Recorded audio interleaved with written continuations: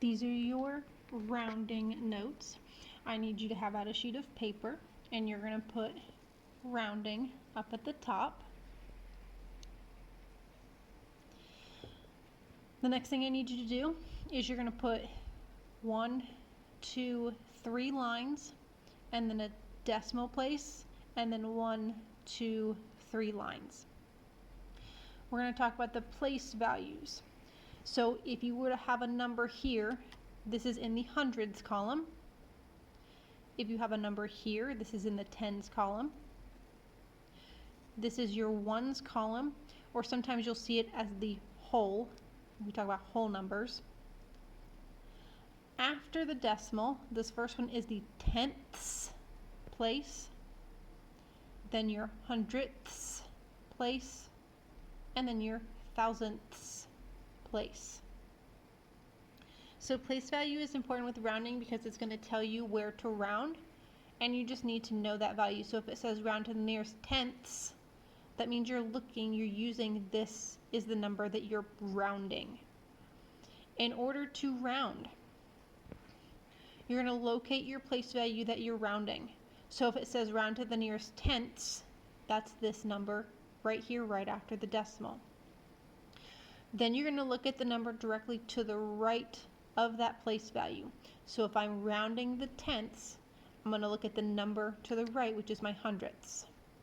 If this number is 0, 1, 2, 3, or 4, then you're just going to drop all of the numbers to the right of your place value. So if this number is 0, 1, 2, 3, or 4, then anything over here to the right of your tenths place just gets dropped, and then nothing changes. Nothing to the left of it will ever change. However, if the number to the right is a 5, 6, 7, 8, or 9, then you're going to round your place value up 1 unit. So we're talking about this tenths place is your place value goes up 1. So whatever this is would go up 1, and then you still drop all of the numbers to the right of it. So make sure you have all that copied down before you go on to your examples. Our examples, we're going to round 4.372 to the nearest hundredth. So the first thing you want to do is locate that place value, which we can go back up here and look. Hundredth is, here's our decimal, 1, 2. So we're looking at, this is the number we're going to possibly round. Then you're going to look at the number directly to the right of that, which in our case is 2.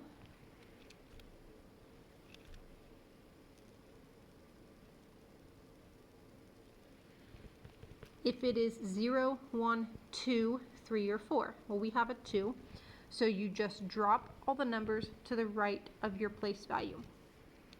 So to round this, we get 4.37.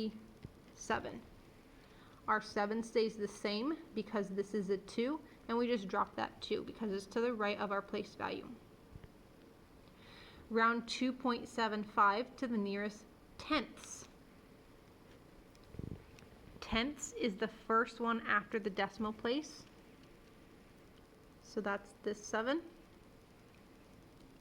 We're going to look at the number directly to the right of it, which is the 5. If it is a 5, 6, 7, 8, or 9, so we've got a 5, then you're going to round your place value up 1 and drop all the numbers to the right of it. So our place value is a 7, which means it needs to go up 1 to an 8. So 2.8, and then drop all the numbers to the right, so this 5 and anything else would be gone. So 2.8. Round 19.84 to the nearest whole. Whole is the same as 1, which is our 9. So we're going to look at the next number to the right of that, which is our 8. Because 8 is in our section of 5 through 9, we're going to round it up 1 and then drop everything to the right. So we're going to round this 9 up 1, which makes that 10. So 19 becomes 20. Okay, it's not 110 because that's 110. Your 19, because of this 8, gets rounded up 1, which makes that a 20. Okay, and then all of your numbers to the right get dropped.